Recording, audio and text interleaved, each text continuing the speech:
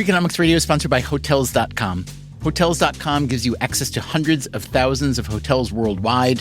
And when you join for free, you can save up to 20% instantly with member prices. Plus, every stay earns rewards. So when you book one trip, you're already lowering the cost of the next one. Hotels.com is simple, rewarding, and designed to help you get more out of every stay. Sign up for free and book today. Hotels.com.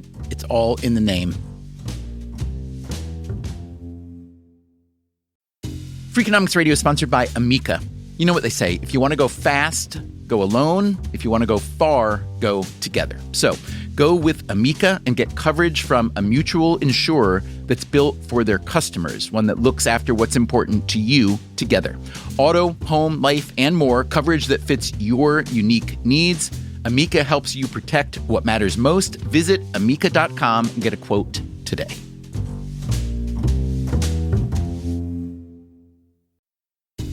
Freakonomics Radio is sponsored by Mint Mobile. Ditch overpriced wireless with Mint Mobile. Cut your wireless bill to $15 a month at mintmobile.com/freak. Upfront payment of $45 for 3 months, $90 for 6 months, or $180 for 12 months. Plan required, $15 per month equivalent. Taxes and fees extra, initial plan term only. Greater than 50 gigabytes may slow when network is busy, includes up to 20 gigabytes hotspot. Capable device required. Availability, speed, and coverage varies. See mintmobile.com.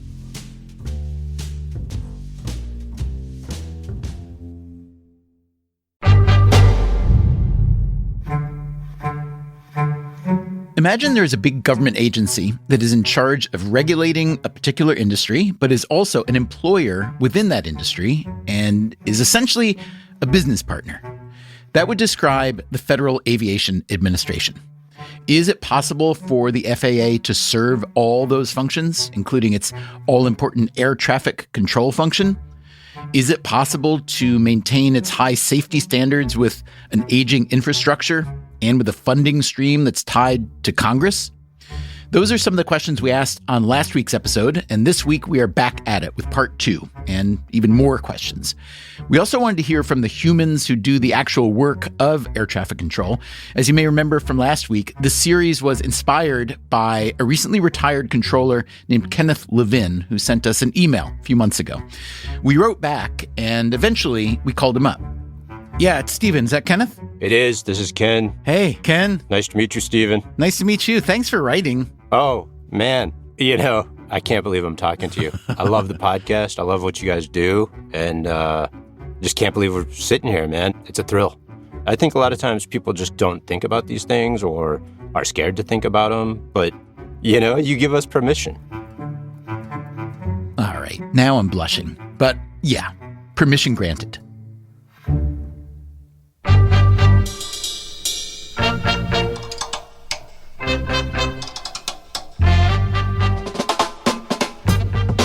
This is Freakonomics Radio, the podcast that explores the hidden side of everything, with your host, Stephen Dubner.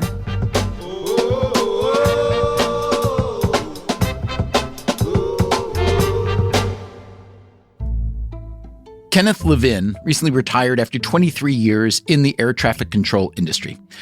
What does it take to be a controller? It has been described as playing 3D chess at 250 miles an hour.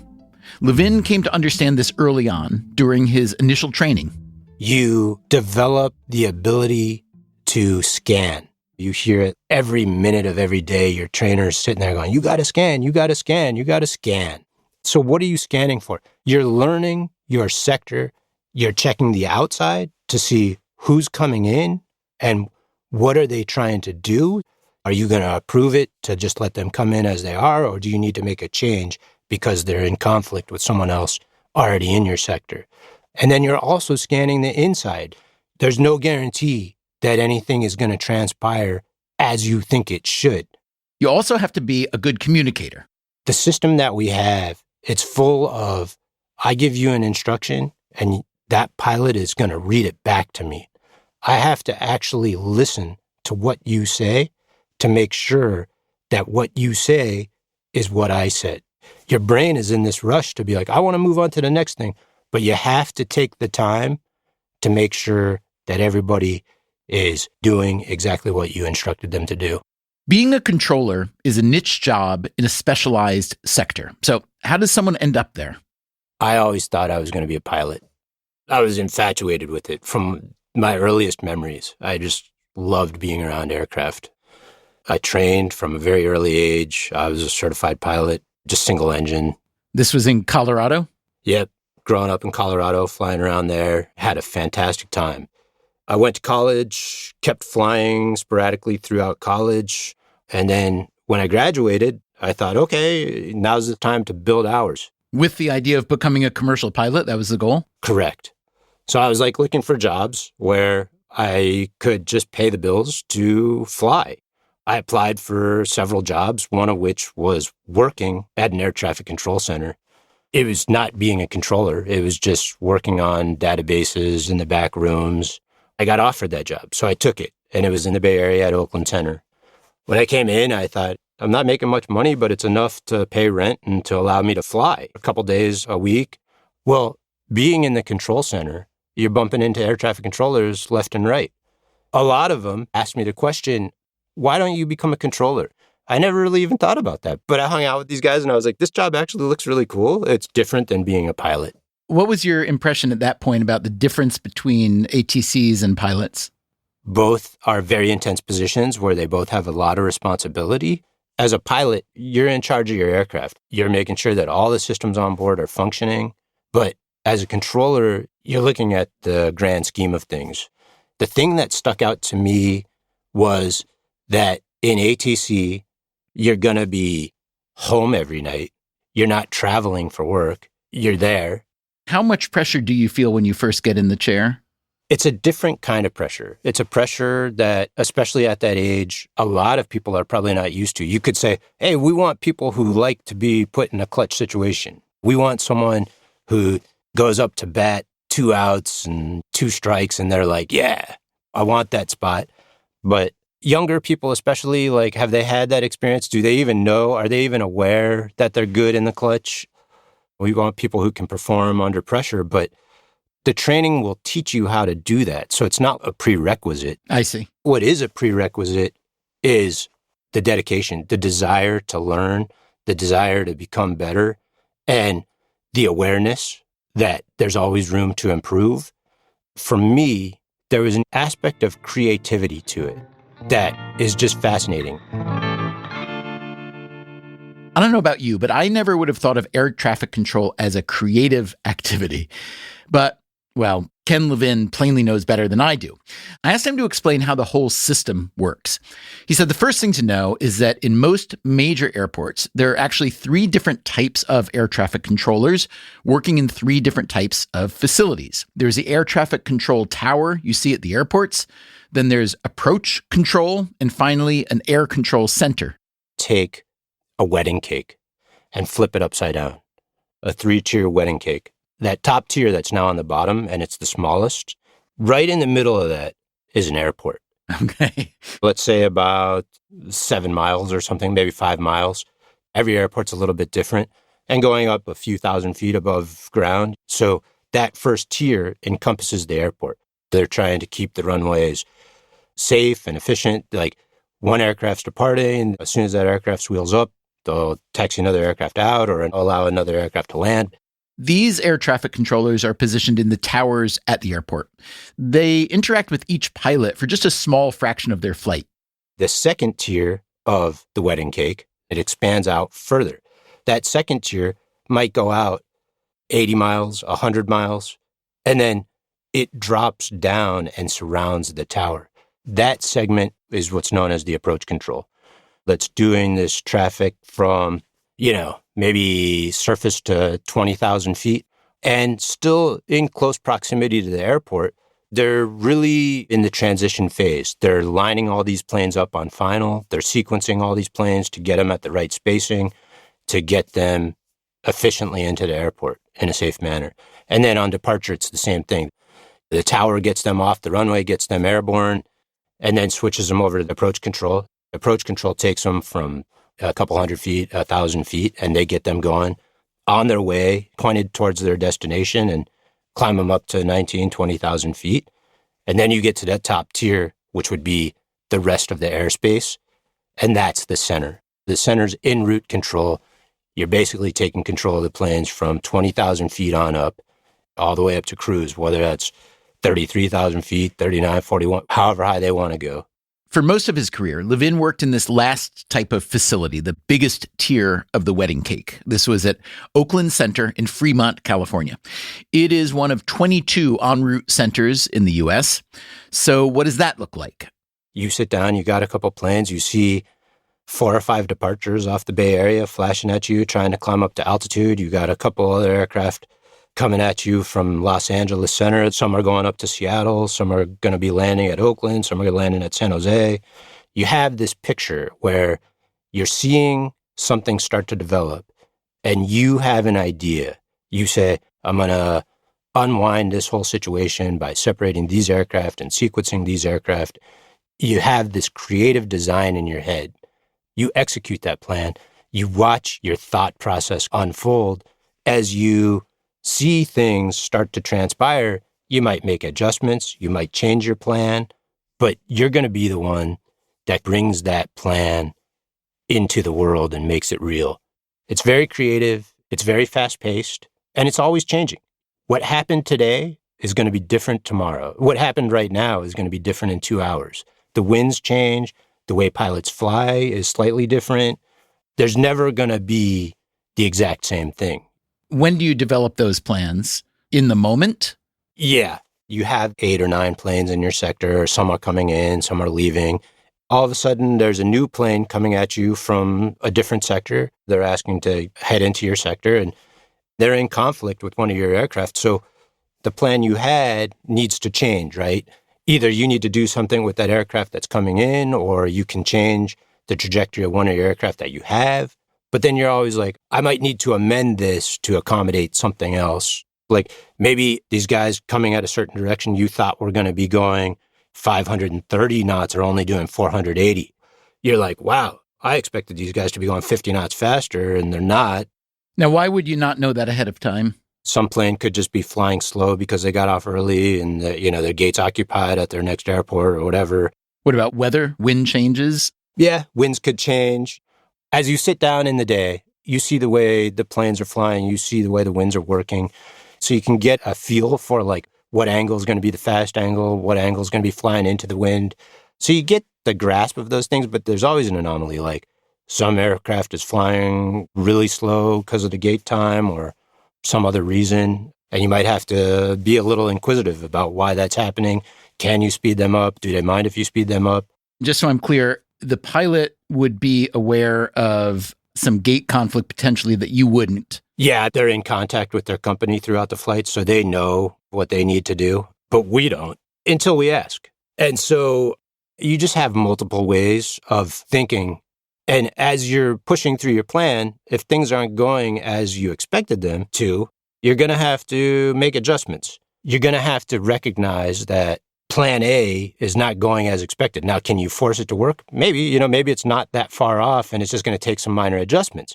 But there's times where you look at it and you go, man, this plan just is not working and I'm going to have to do something different.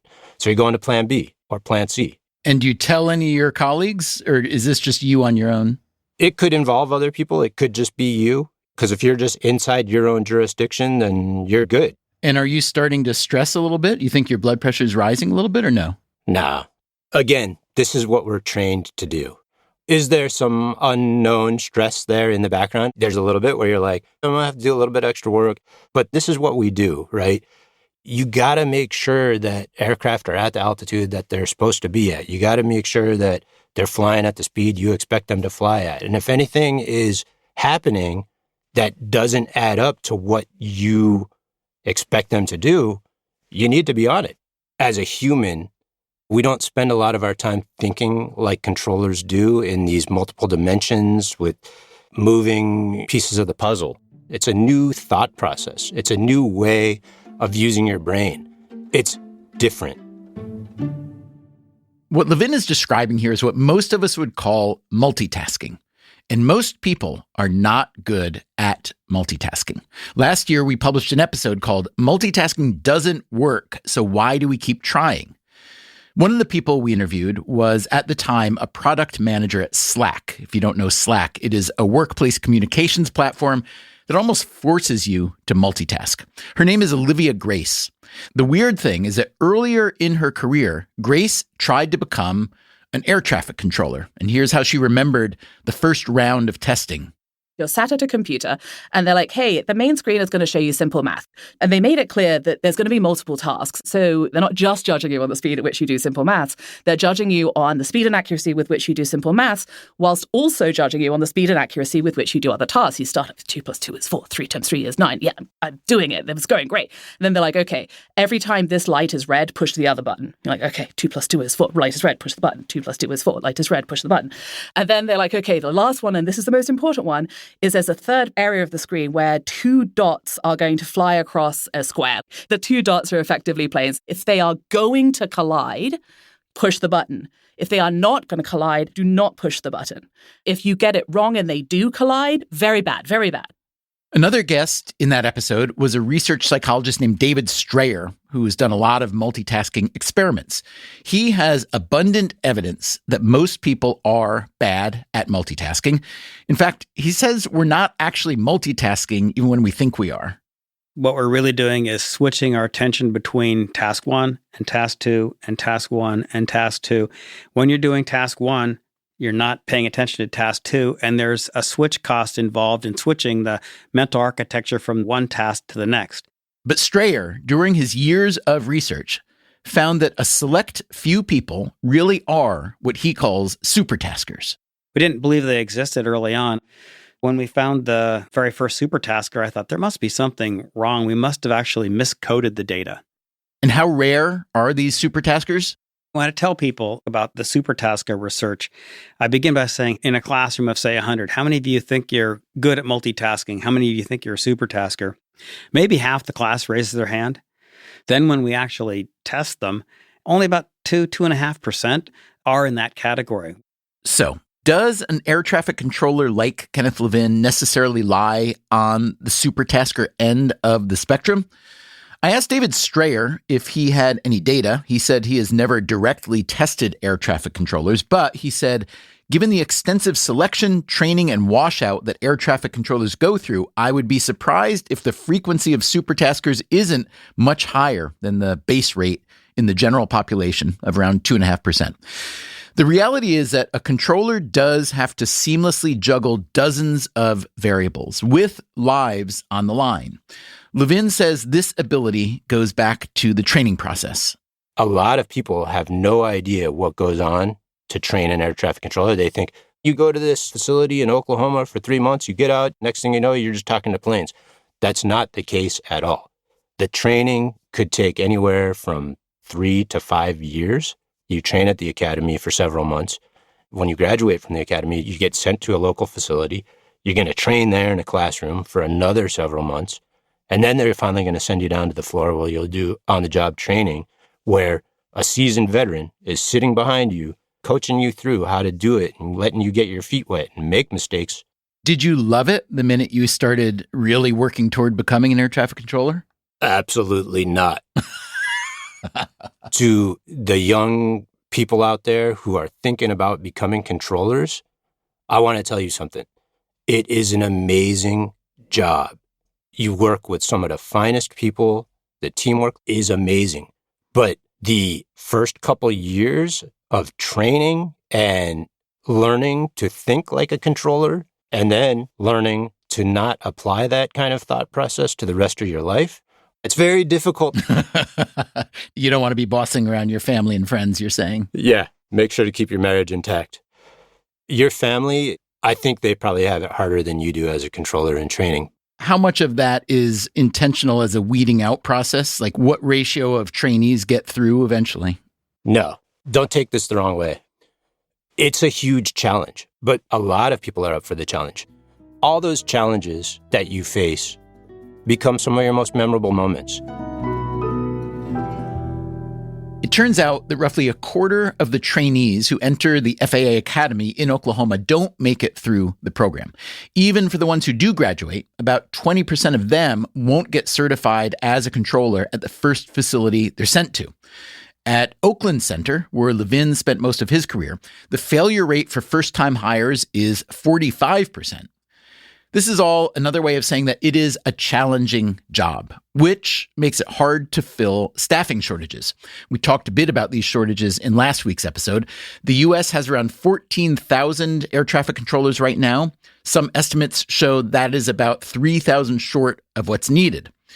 The job also has age requirements. You have to be younger than 31 when you enter the workforce. Throughout your career, you have to pass rigorous physical and mental health checks.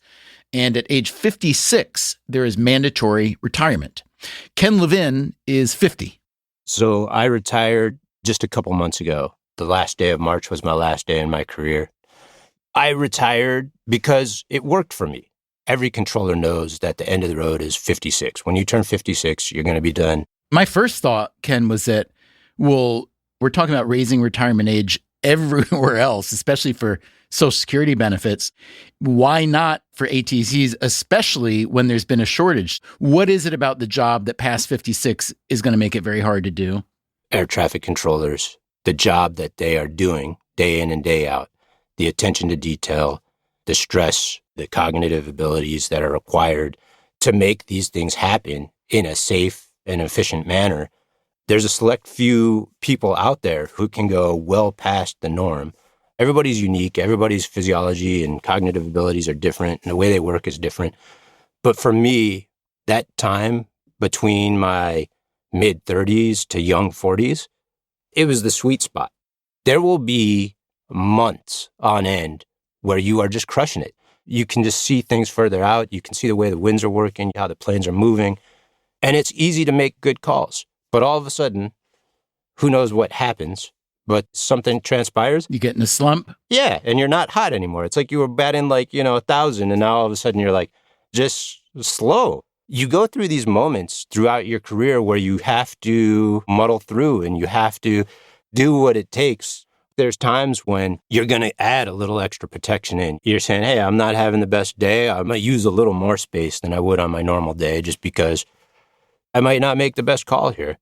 Okay, but it's generally agreed that there is a shortage of controllers. You have any thoughts on that? Well, I'm just an air traffic controller. I was just an air traffic controller. There has been a push to hire. That needs to continue. This is a critique I would have, is that we're not fast. We like to take things slowly and incrementally. And in air traffic, that's a huge benefit. But at the same point, you have to be able to wear a couple different hats. And there's certain times where you need to be able to adjust on the fly. Like, take an airport that's just exploded. I mean, Vegas has always been busy, but it's become incredibly busy. Even if you took a seasoned controller and moved them to Vegas, it's still going to take at least a year, if not 2, to train that controller up and get them ready to go. Why is that? What do they have to learn? Every airport is different. Somewhere like Denver or Dallas, these airports were built on these huge swaths of land. The runways are spread out, and they're designed to operate a huge number of aircraft efficiently. Then you go somewhere like the East Coast. San Francisco is similar.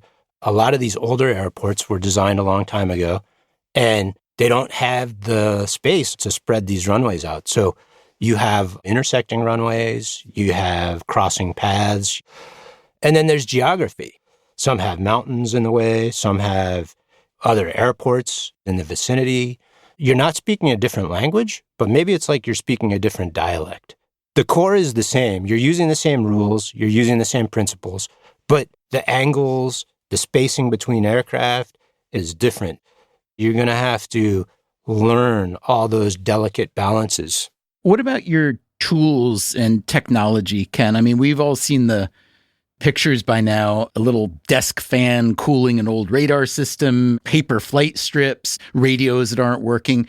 Did you have that kind of experience, or did you find that most of your tech and tools were in good working order?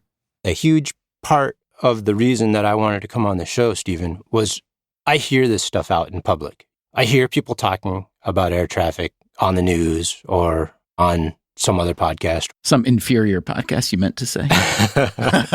I mean, spoiler alert here. The flying public should feel safe. The system that we have is acceptable. I started in 1997. It's grown. It's gotten better. It's continually evolved. And we're at the point where it needs to evolve more, but it's not unsafe. We have the ability to do our job. Now, the place where people might get hung up is to keep things safe, we might have to introduce a little bit of delay because we're going to take action to make sure that things stay inside the framework of safety. I'm just curious, what's it feel like to be responsible for all those people in the air? Okay, that's very difficult to put into words. But what I will say is every day of my career that I worked for the FAA, it was an absolute honor and privilege to show up at work. It's such a unique place to go into. There's no phones. Everybody's very focused. There's so much positive energy into getting the job done. It's amazing, all the trust that the public puts in us, the fact that they count on us to get them or their loved ones home safely each and every day. Most controllers take a lot of pride in that. It's not like you sit there and when you're working traffic, you're thinking, oh, here's this plane with 240 people on it. That's not going through your head. What's going through your head is, I'm going to do what I was taught to do. I'm going to execute. I'm going to stay ahead of the game. Let me ask you one kind of small, narrow question. Is a plane a plane? In other words, is a business jet and a 777 and whatever else might be in there, are they essentially equivalent? They get treated equivalently. You're basically on a first-come, first-served basis. The position of some people is that the business jets, they kind of free ride off the system because the way the payments go to the trust fund, they're paying a lot less. I know this isn't your end of the business, but I'm just curious what you think about that. I mean, this country has a lot of aviation, all different kinds, all different routes. I'm curious if that's complicated for you as a controller. At the end of the day, it adds complexity to the system. Is that a problem? Absolutely not. That's what we love to do. Controllers are creative people. We find solutions that work. Challenges are not a bad thing. Having a little bit of stress allows people to grow and become better at what they do. As far as the financial aspect to it, I've never really thought about it in detail. I'll leave that to the experts to determine what the right thing to do is. Okay, so let's hear from some experts. One important thing to know is that about 85% of the relevant funding here comes from the Airport and Airway Trust Fund, which lives inside the Treasury Department, not the FAA. The trust fund was set up in 1970, and it's funded by taxes on passenger tickets, cargo, and aviation fuel. Last week, we heard from Dorothy Robine, a transportation scholar who spent time in 2 presidential administrations. She thinks the system needs serious reform. One big reason is that commercial flights pay a lot more in taxes and fees than private planes, even though some private planes, like corporate jets, may consume just as many air traffic control resources as a commercial flight. The current system, she says, subsidizes private aviation by around $1 billion a year, and this makes them reluctant to change things. The National Business Aviation Association, they perceive that they have something to lose because they pay almost nothing to use the current system. Robine would like to see air traffic control set up as a corporate entity with government input, but disconnected from the funding and borrowing hurdles it now faces. Canada has a similar system that she admires. The U.S. has flirted with this model before. The first attempt at corporatization was in the mid-1990s during the Clinton administration. It was considered again during the first Trump administration. Robine worked on the first effort and testified in favor of the second. She says the corporate jet lobby, as well as the lobby representing smaller private planes, opposed the reform.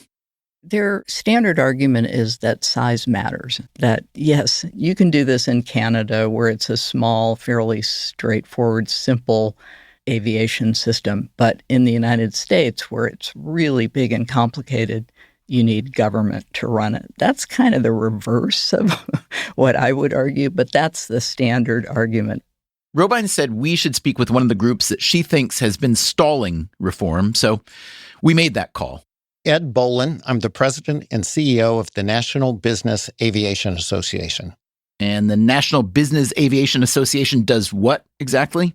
The National Business Aviation Association represents thousands of companies all over the United States of all different sizes, small, medium, and large, that rely on general aviation aircraft, private aircraft, to get where they need to be when they need to be there for a business purpose. Give me an example. What kind of firms are we talking about? Oftentimes, general aviation aircraft are flying to or from communities with little or no commercial airline service. So if someone, for example, was going to fly from Salina, Kansas to Des Moines, Iowa, that would be an example where a construction company, maybe a medical company, a manufacturer may be bringing people to another area for a sales call or bringing people in to discuss a project. So you see all of these companies all over the United States using general aviation aircraft to be efficient, to turn travel time into productive work time, to move products that may be too big to fit in an overhead bin or too sensitive to go in a cargo hold, maybe trying to hit 3 cities in one day as opposed to 1 city in 3 days.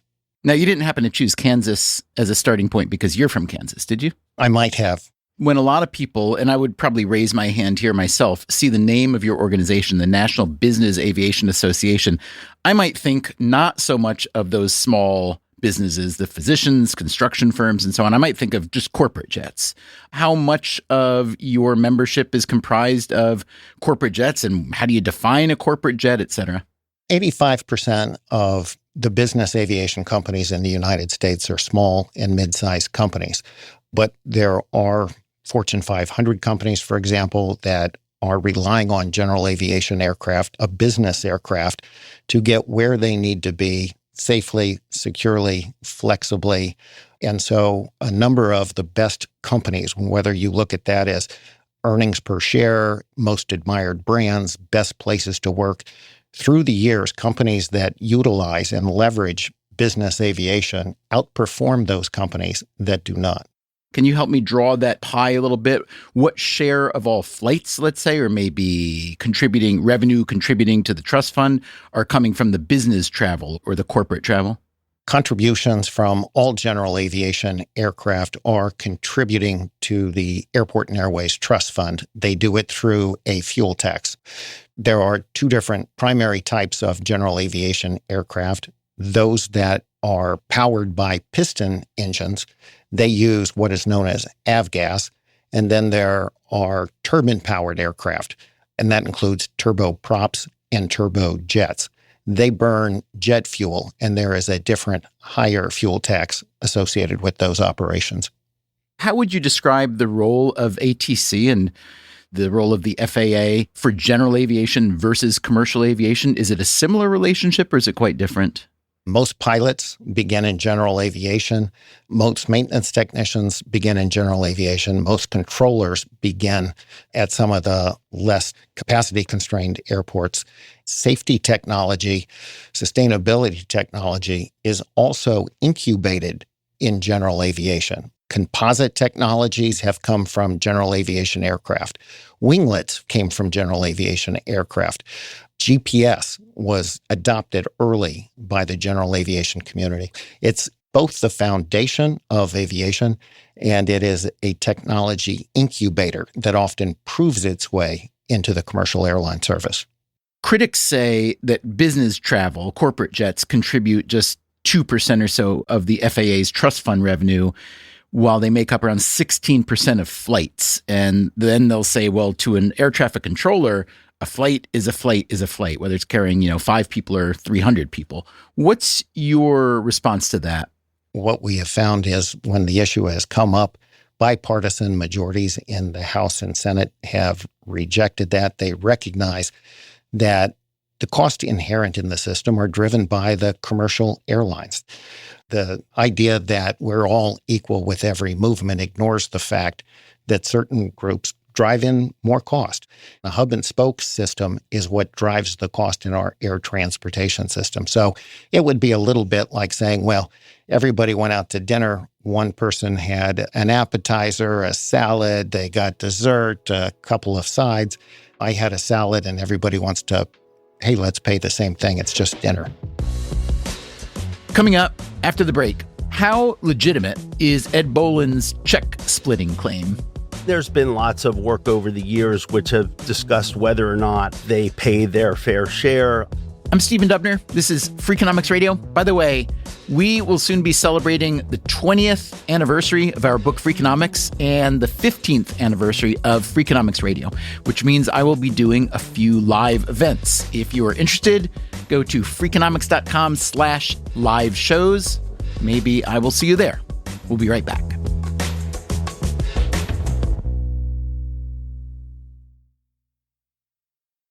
At Edward Jones, we believe rich isn't about having life all figured out. It's opening yourself to all the possibilities. That's why your dedicated financial advisor provides long-term planning built around you, meeting you where you are, and helping you get closer to where you want to be. So no matter where you're starting from, you can move forward with confidence. The key to being rich is knowing what counts. Let's find your rich. Edward Jones, member SIPC. Freakonomics Radio is sponsored by LinkedIn ads. Ever invested in something that didn't live up to the hype? Marketers know that feeling. They optimize for the numbers that look great, like impressions, but then they don't see revenue.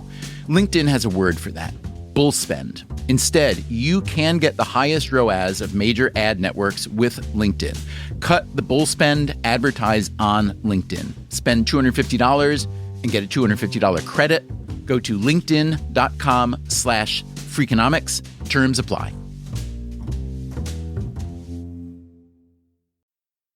Freakonomics Radio is sponsored by PNC Bank. Boring. Great word, bad rep. Yet time and time again here at Freakonomics, we find that when something culture-changing happens, boring things like calculations and careful planning are usually behind it. Which begs the question, why not apply it to other aspects of life, like banking, for example? Well, PNC Bank did since its inception, proving time and again that the best banking strategy isn't the exciting type, but the steady, reliable, definitely not YOLO type. PNC Bank, brilliantly boring since 1865. Brilliantly boring since 1865 is a registered mark of the PNC Financial Services Group, Inc. PNC Bank, National Association, member FDIC.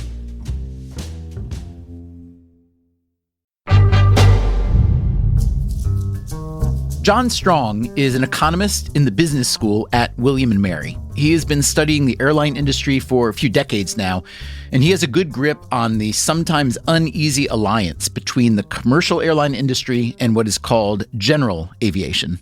One thing we have to keep in mind is a lot of general aviation is kind of low level, doesn't really affect the nation's busiest airports, and it's kind of out there on its own. It's crop dusters in Kansas, right? What's true is that business aviation increasingly has had improved performance characteristics. So if you look at Teterboro or White Plains, the busiest business aviation airports are operating corporate jets, which are of similar capabilities to commercial aviation. And increasingly, I think business aviation has realized that the air traffic control system is slowing and making their operations less efficient as well. And so they have come a long way in the last year. The airline industry associations and the business aviation have sort of been on the same page. So I think the idea that general and business aviation has been the problem about why we haven't done that is less true now than it's ever been.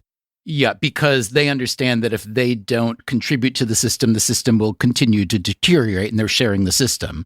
Right. And if you look at the rest of the world, for example, if you look at Canada or if you look at Australia or if you look at Europe, the way that air traffic control is funded, there's a charge for taking off, there's a charge for flying through the airspace, there's a charge for approach and then for landing.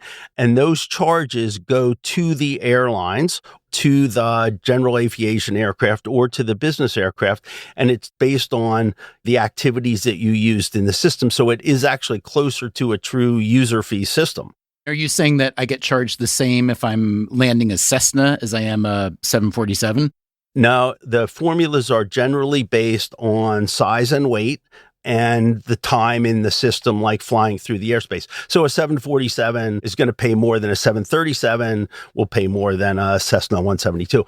But what it does is it says that the user of the system is actually the aircraft, and we charge the aircraft. What the airlines do in the rest of the world is they pass those through in the form of the ticket prices that passengers pay, rather than a separate tax on the ticket that we do here.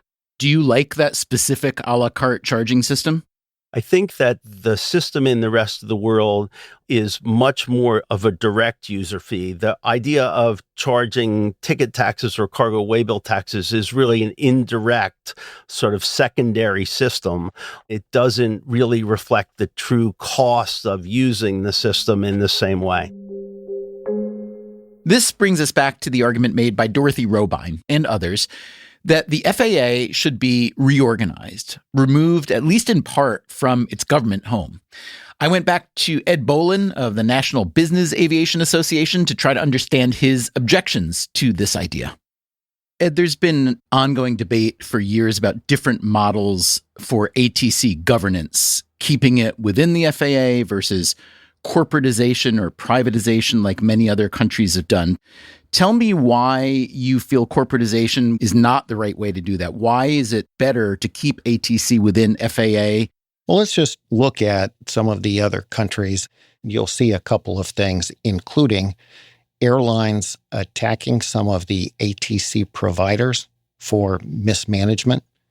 You see controllers and pilots talking about the shortage of air traffic controllers. You see significant delays. We see in some countries, I think Canada is a prime example, where the safety audit that was done by a UN body, Canada had an A rating in 2005, 20 years later. They scored something like 65 out of 100. So if you're looking at safety, including the ability of the regulator to affect changes in the operating environment, if you're looking at controller training, if you're looking at the quality of the management, these are outcomes that we are seeing.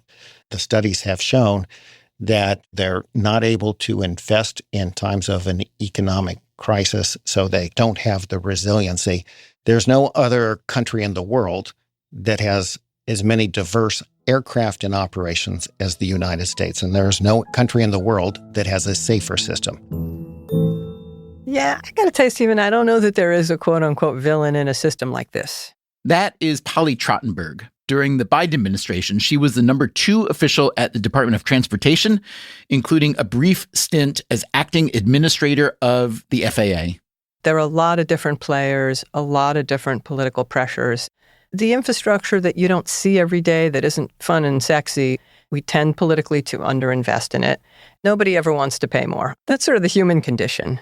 Some people argue that corporatizing the system, giving it more borrowing capacity and so on, is a better way to go. The Canadian system, NAV Canada, is often held up as a good example. Do you like that model or no?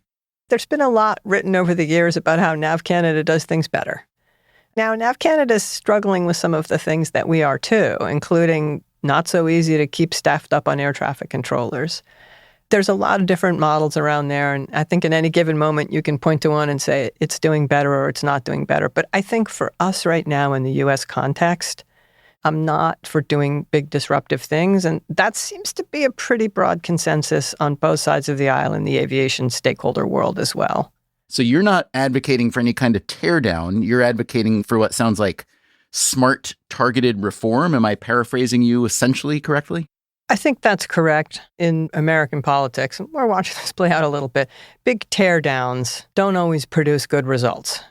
This is a safety-critical 24/7 system, and you want to continually improve it. You want to proceed very carefully and thoughtfully. It's always been a challenge here in the U.S., and particularly, I think, in our complex politics at the moment, to take basically big revolutionary changes in the way we're operating things. I don't know in the FAA that anyone thinks we should at this point. There's pretty big consensus, though. We need to do a much better job on the investment front. one thing I'm very happy and want to make sure I say good things about is in the most recent bill that Congress passed, they did include $12.5 billion to start really to chip away at the FAA's facilities, equipment, technology. That $12.5 billion in federal funding is part of what President Trump called his One Big Beautiful bill. This is a much bigger and more focused boost than the FAA has received in the past. As part of overall infrastructure spending, $12.5 billion isn't very much, but it is being pitched as a much-needed down payment on a very expensive plan to modernize air traffic control. Here again is Ed Bolin of the National Business Aviation Association. We've got $12.5 billion. We've got a brand new FAA administrator, a very seasoned and accomplished deputy administrator. In my opinion, probably not since 1970 when we created the Airport and Airways Trust Fund, has there been this much public, private, congressional industry support for enhancing our air transportation system. The new FAA administrator is Brian Bedford, the longtime CEO of Republic Airways. He reports to Sean Duffy, the Secretary of Transportation. We asked both Duffy and Bedford for interviews, and their teams did express interest, but we weren't able to make it happen for this series. Maybe we'll get to them in the future. In the meantime, here is Ed Bolin's position on the state of things. We all know that on January 29th, we had a commercial accident that took place over the Potomac River in the shadow of our nation's capital. It was the first major commercial airline accident in 15 years, and it was horrific, tragic, and it broke our hearts. But it also steeled our resolve to build a brand new air traffic control system and not be distracted by other issues that have come up in the past. We also have seen that the President of the United States, the Secretary of Transportation, Congress, and the general public is saying this is a national imperative. The Secretary of Transportation came forward on May 8th, proposed a plan to build a brand new air traffic control system that is unique, not something we've seen before in terms of its scope, its specificity, its accountability, its funding requirements, and importantly, a deadline. We now have a 4-year deadline.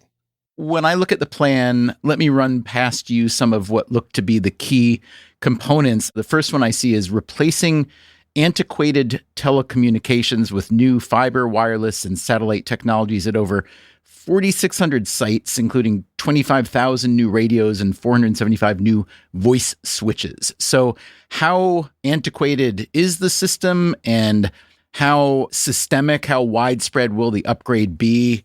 The goal is to replace the entire telecom infrastructure. For a lot of the world, the copper wires have subsequently been replaced with fiber optics, cellular networks, and so forth. But the FAA system has been built one on top of the other. Through the years, while we have bought some very advanced technology, it still has to be kind of dumbed down, moving only as fast as the slowest boat, because we haven't done this kind of huge refresh and had an all-new system. I see another component of the plan is replacing over 600 radars that have gone past their life cycle. Describe that for me. So the radars have been in use for a long time. They're used by both the Department of Defense and our air navigation system. Most of them were built in the 70s or 80s. Newer radars have a lot more capability and much less cost to maintain them. Some people have told us that radar should not be the foundation of the system anymore at all. It should be satellite navigation. What's your view on that? The foundation of our system today is what's known as GPS, or satellite navigation, with ground enhancements to it. But radar continues to be an essential part. It is partly a redundant system. What happens if GPS fails?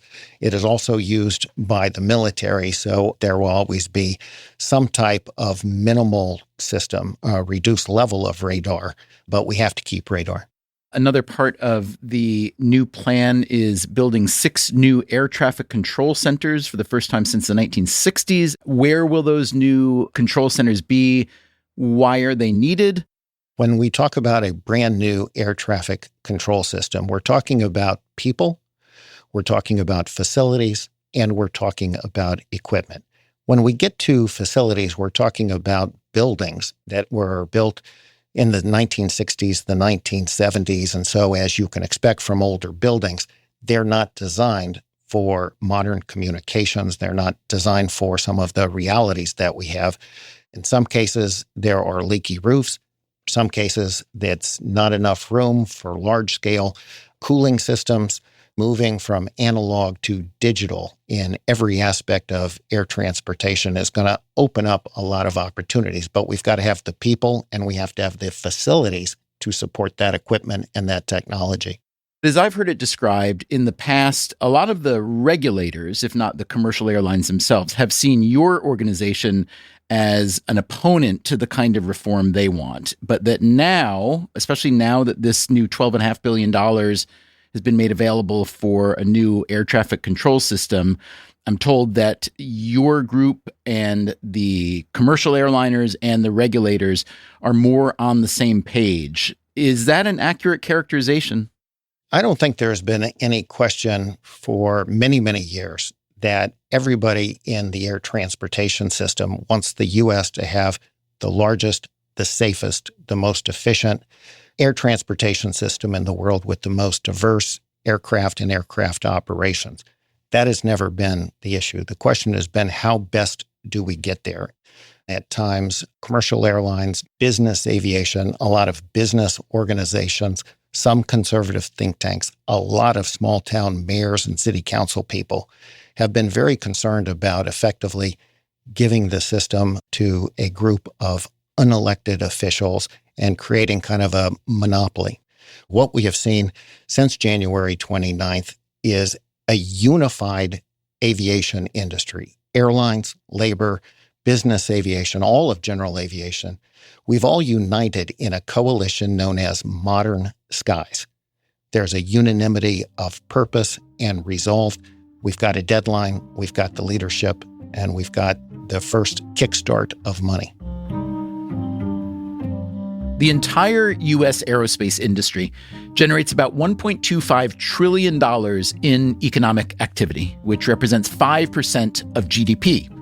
So how far will that $12.5 billion go?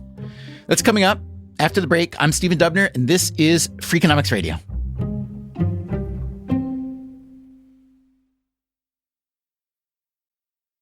Freakonomics Radio is sponsored by Figure. Did you know that 40% of homeowners own their home outright? If that's you, don't let your equity sit idle. Tap it with a home equity line of credit. Figure, the #1 non-bank HELOC lender in the U.S., helps tap equity you've built in your home so you can do things like tackle a renovation or pay down debt. HELOC is a line of credit secured by your home. You can draw what you need, repay, and draw again.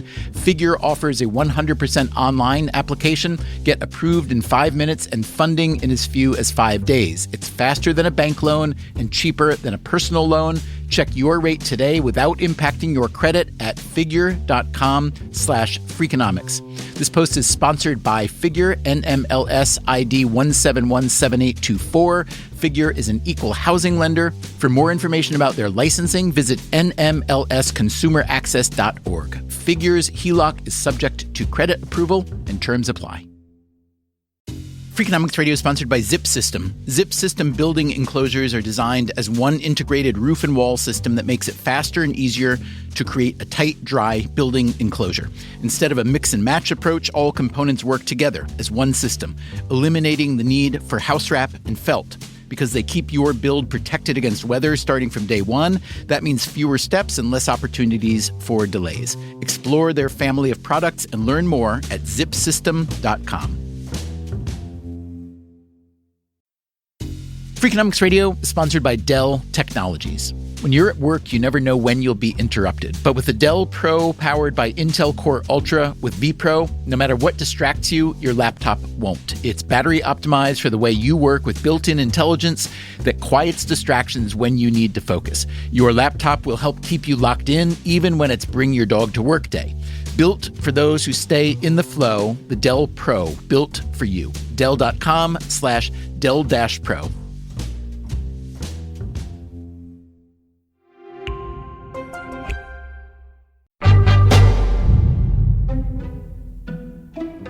I went back to the economist John Strong to ask him about the new $12.5 billion in funding that the Federal Aviation Administration will be receiving and how that may affect air traffic controllers.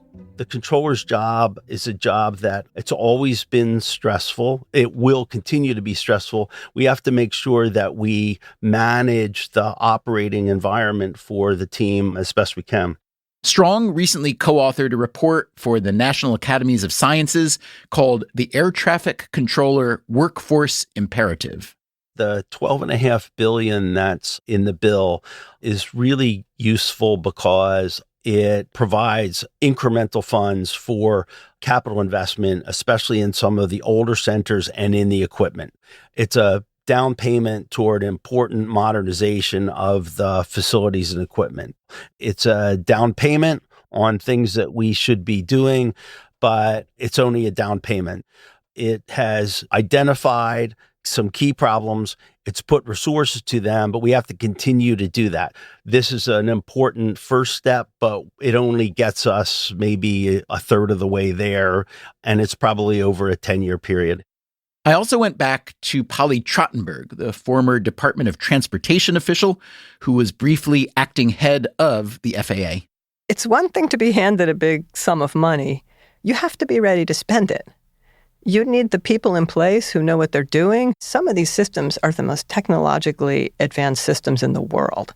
You need people who have that level of technological sophistication, who can help figure out how to design the contracts and the systems and hire folks. You need to have really good management in place to manage a sum of money like that. That is going to be very key to seeing if we succeed here. Based on everything you've been telling me, one thing that would really help is stability and leadership at the FAA, especially the administrator, him or herself.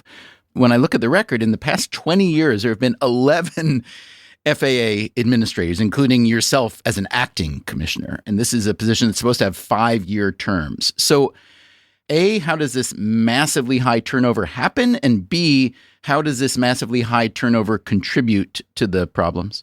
You're right. I think stable leadership is an important part, particularly if you're going to do long-term capital projects. FAA administrator right now is a very challenging job. The expectations are someone who has deep industry experience, deep knowledge of all the aviation technologies, but someone also who can run one of the largest, most complicated federal bureaucracies and experience a lot of political demands on both sides of the aisle. In recent years, not a lot of folks have been able to do it for the full 5 years. We just got a new FAA administrator confirmed, Brian Bedford. I hope he'll really flourish in the job and be able to stay for a number of years and bring the agency stability. I would just add one thing, though. No one person has it all. You need a strong team. You need a whole leadership team to manage all the elements of that agency. I also went back to Ed Bastian, the CEO of Delta, the world's biggest airline by revenue. He has been in that job for nearly a decade. I asked what he thinks about the new FAA funding. It's going to get through some of the most critical infrastructure needs, whether that's the telecom systems, some of the oldest facilities that need to be updated and rebuilt or moved, some of the basic technologies to be deployed. This has immediate payback. It's payback to customers of their time. It's payback to us in fuel savings. It's payback to the environment and sustainability.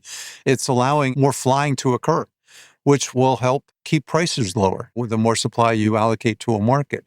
It's a win on every dimension you have. The challenge is it's a long investment cycle.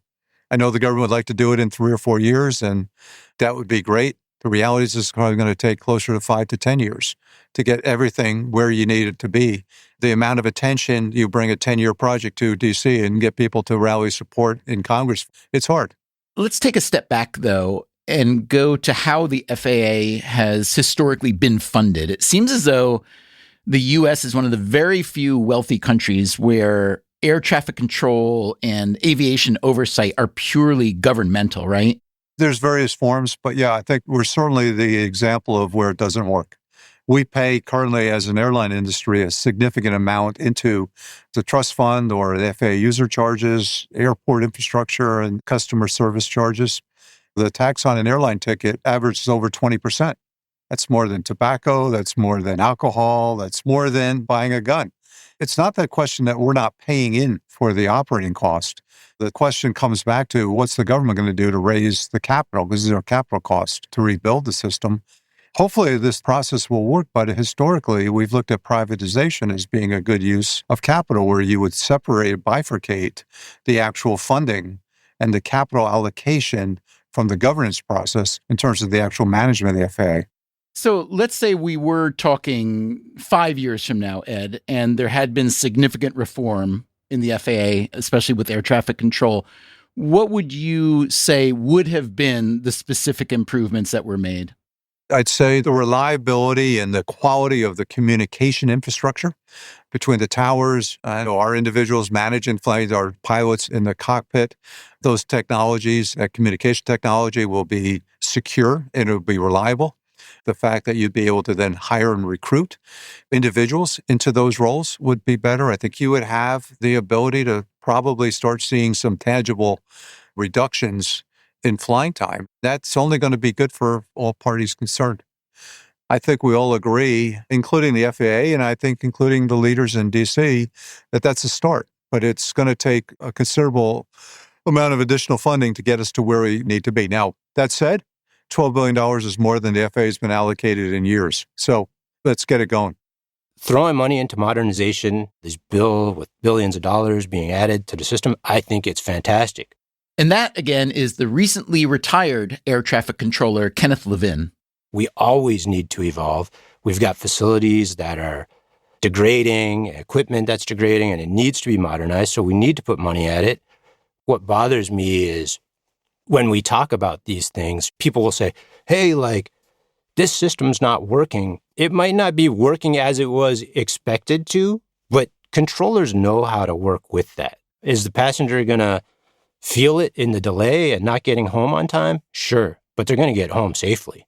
It sounds like the system that you've been in, it sounds like you're a huge fan of it. I am a big fan. We've come up with something good. You have to be willing to make adjustments. I just think you have to be able to look at yourself seriously and ask yourself the serious questions about what needs to be done to drive things. It's hard, though, when you're good at something, and you see this all the time. I think one of the most instructive lessons is to see how few companies make it more than 50 years in the Dow or, top of the S&P. The life cycle, even of a very successful company, is pretty short. It's hard to get good at something, but it's also really hard to stay good. In air traffic, we've been doing this for decades on end. How do you keep your workforce engaged and involved and relevant and able to expand, to evolve, to grow, and to change with the times, right? I think aviation has cracked the code in certain aspects of it. When you say that aviation cracked the code, are you referring to how safe commercial air travel is? Right. I think it's one of the great underappreciated accomplishments of the modern era. It's bonkers if you think about it. More than half the reason that I reached out is because aviation is amazing. I mean, I'm biased. I've been involved in it my entire life. But in 2024, there was something like 314 aviation-related deaths in the year of 24 worldwide. It's just a feat. One aspect that makes aviation so amazing is when there's a mistake, we dig into it and we learn from it. That's pilots, that's engine mechanics, it's all of us, it's controllers. When we see something difficult transpire, as painful as it may be, we have to know that we will be better on the other side because of it. So, what have we learned over these past 2 episodes? I would say it boils down to this. Aviation in the U.S. is incredibly safe despite an aging regulatory and safety framework. We learned that corporatization or privatization of the FAA is unlikely, at least at the moment. And we learned that the $12.5 billion coming to the FAA will help a lot, but that it won't fix everything. I also learned that it is really worthwhile to read the emails that our listeners send in. I have interviewed a lot of people in a lot of occupations over the years, and I can't think of many people who have acquitted their own occupation as well as Ken Levin. This makes me feel pretty good about the state of air traffic control. Maybe I'm a fool for extrapolating. Maybe there are a bunch of other air traffic controllers out there who don't have anywhere near the same level of accountability that Ken has, but I kind of doubt it. Thanks to him and to everyone who spoke with us for these episodes. I'd love to hear what you think. Our email is radio@freakonomics.com. Coming up next time on the show. No two peoples are more alike than Americans and Chinese. They both have a sense of the future. They're both striving towards something. Dan Wang has written a book called Breakneck, China's Quest to Engineer the Future. He points out that the Chinese government is dominated by engineers. The U.S., meanwhile, has always been and continues to be dominated by lawyers. Lawyers are really good at saying no. Lawyers block everything, good and bad. So what happens when a lawyerly society goes up against an engineering state? That's next time on the show. Until then, take care of yourself. And if you can, someone else too. Freakonomics Radio is produced by Stitcher and Renbud Radio. You can find our entire archive on any podcast app, also at Freakonomics.com, where we publish transcripts and show notes. This episode was produced by Teo Jacobs and edited by Ellen Frankman. It was mixed by Eleanor Osborne with help from Jeremy Johnston. The Freakonomics Radio Network staff also includes Alina Coleman, Augusta Chapman, Dalvin Abawaji, Elsa Hernandez, Gabriel Roth, Greg Rippin, Jasmine Klinger, Morgan Levy, Sarah Lilly, and Zach Lipinski. Our theme song is Mr. Fortune by the Hitchhikers, and our composer is Luis Guerra. One of my coworkers comes up to the break room, and this was 2006. He throws your book down, Freakonomics. So I read it, and I've been in ever since. I missed probably the first couple of years of your podcast. They're still there, you know. You can catch up. Yeah. There's no rule against going back to the beginning. And I'm not saying they're all good, Ken. But when we screw up, it's not fatal. I will say that.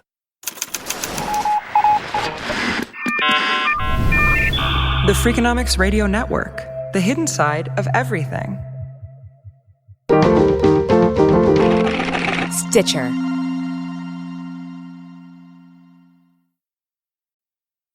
Freakonomics Radio is sponsored by Ozempic. Innovation happens through rethinking what's possible, and when it comes to GLP-1s, Ozempic pill does just that. Learn more about Ozempic semaglutide tablets, 4 and 9 milligrams, by calling 1-833-OZEMPIC or visit Ozempic.com to view the medication guide and ask your doctor what's possible with FDA-approved Ozempic pill.